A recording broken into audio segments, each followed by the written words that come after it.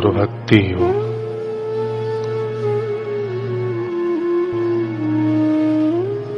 गुरुदेव की मूर्ति का नियमित ध्यान करना यह शिष्यत्व का राजमार्ग है।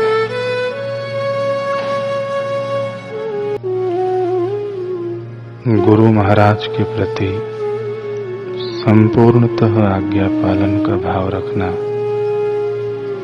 यह शिष्यत्व की नींव है।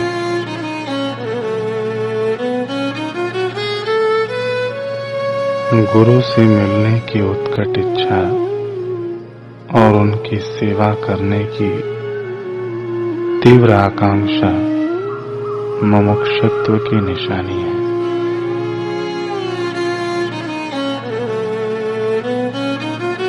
ज्ञानी पुरुषों की पूजा पवित्रता, सरलता, ब्रह्मचर्य और अहिंसा शरीर का तप है। देव, द्विज, आध्यात्मिक गुरु एवं ज्ञानी पुरुषों की पूजा पवित्रता, सरलता, ब्रह्मचर्य और अहिंसा शरीर का तप है। ब्राह्मणों, पवित्र आचार्यों एवं ज्ञानी पुरुषों को प्रणाम करना, ब्रह्मचर्य और अहिंसा ये शारीरिक तपश्चर्याएं हैं। माँ बाप और आचार्य की सेवा, गरीब और रोगियों की सेवा भी शारीरिक तपश्चर्या है। ब्रह्म विषयक ज्ञान अति सूक्ष्म है। शंकाएं पैदा होती हैं और उनको दूर करने के लिए एवं मार्ग दिखाने के लिए ब्रह्म ज्ञानी आध्यात्मिक गुरु की आवश्यकता होती है।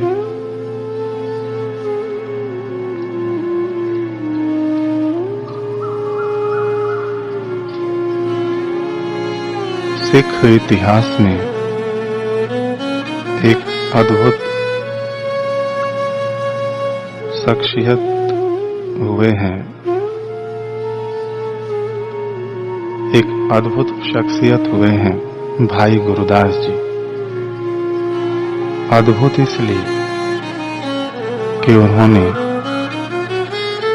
चार सिख गुरु साहिबानों की रूहानी संगत पाई।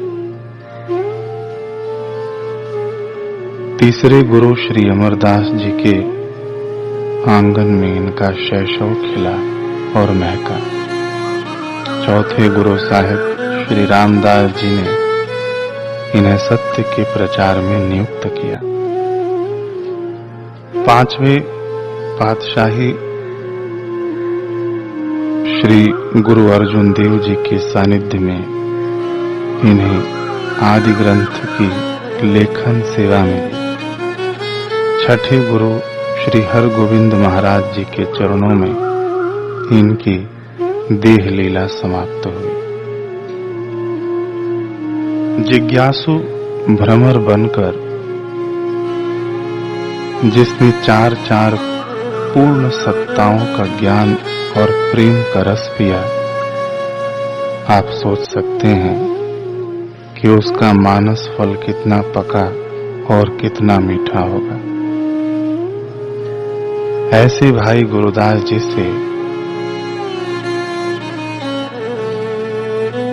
उनके गुरु भाई यानी जिज्ञासु ने प्रश्न किया कि समाज में हर व्यक्ति किसी न किसी ढंग से ईश्वर की आराधना करता है।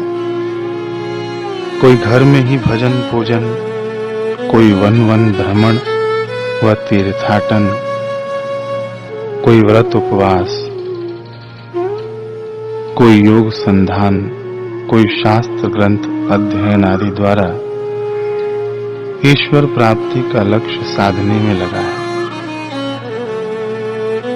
और हमने कुछ विचारकों से भी सुना है, राहें अनेक हैं परंतु सबकी मंजिल एक है।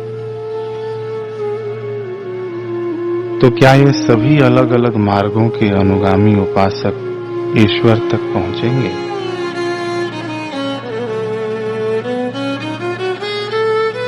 भाई गुरुदास जी ने कहा, चलो हम यह मान लेते हैं कि सबकी भावना शुद्ध है, लेकिन इन राहों का चयन करके वे ईश्वर तक पहुंच जाएंगे, इस बात में मुझे शंका होती है।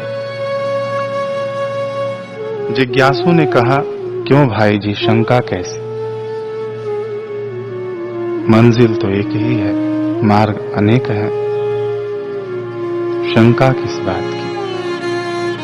भाई गुरुदास जी ने कहा, ग्रह में गृहस्थी भवे पायो न सहज घर, बन बन वासना उदासी फल पायो है, पढ़ पढ़ पंडित न अखत कथा विचारी, सिद्ध साधन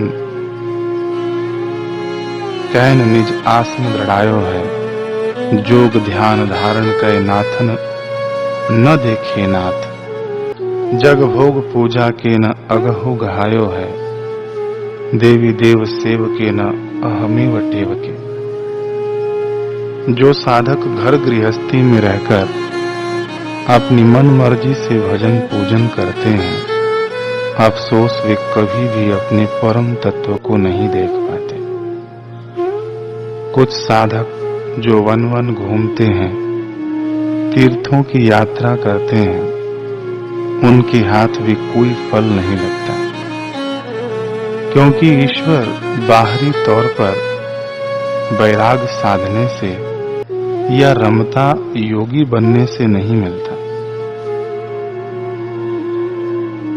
कुछ जिज्ञासु साधक अपने पांडित्य की ताकत से तरह तरह के शास्त्र ग्रंथ पढ़ डालते हैं, परंतु वे बेचारे भी उस अकथ कथा जो शब्दातीत है, शब्दों में ढालकर कहीं लिखा नहीं जा सकता, सिर्फ अनुभव गम्य है, वो जान नहीं पाते। बहुत से योगी जोगी बड़ा हठ योग तापस ध्यान साधन करते हैं, अपने देह को तपस्या की भट्टी में तपा डालते हैं, परंतु ऐसे नाथ योगी भी उस नाथ परमेश्वर के दर्शन से वंचित रह जाते हैं।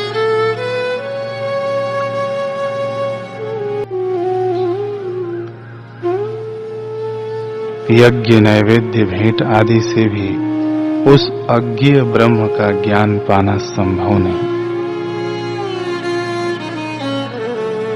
कुछ ईश्वर पुजारी देवी देवताओं के मूर्त रूप की बड़ी सेवा शुश्रूषा करते हैं, लेकिन वे भी अपने अहम तत्व का त्याग कर परम तत्व का साक्षात्कार नहीं कर पाते।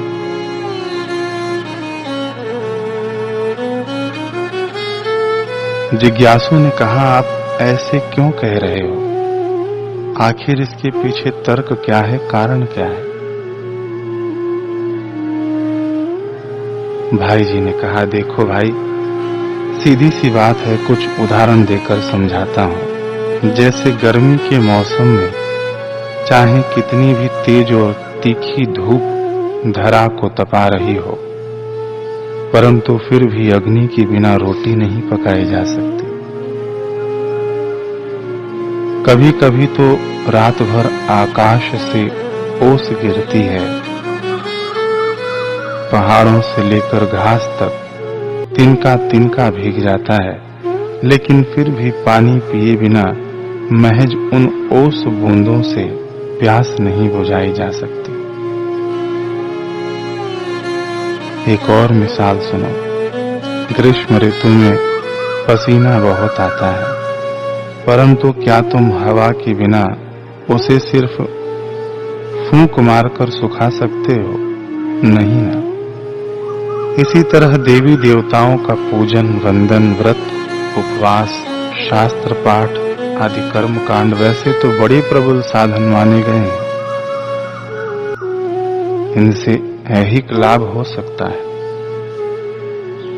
सांसारिक लाभ हो सकता है, परंतु इनके द्वारा ईश्वर का साक्षात्कार नहीं होता, जन्म मरण का बंधन नहीं कटता, जीव को मुक्ति नहीं मिलती। इसके लिए तो कोई सबसे बड़ा सर्वोत्तम साधन चाहिए। जिज्ञासु ने झट पूछा कि भाई जी, वह सर्वोत्तम साधन क्या है जो ईश्वर से मिला दे, यह भी बता दीजिए। भाई गुरुदास जी ने कहा, जानना चाहते हो तो सुनो। अलख अभेव गुरुदेव समझायो है।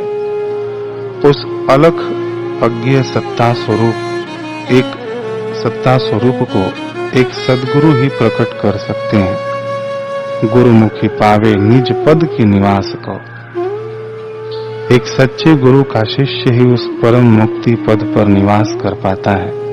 इसलिए मेरे भाई याद रखना, मैं फिर कहता हूँ, अगर कोई व्यक्ति आकाश के नीचे धरती पर गिर रहा हो तो ऐसे में हवा का सहारा लेना उसके लिए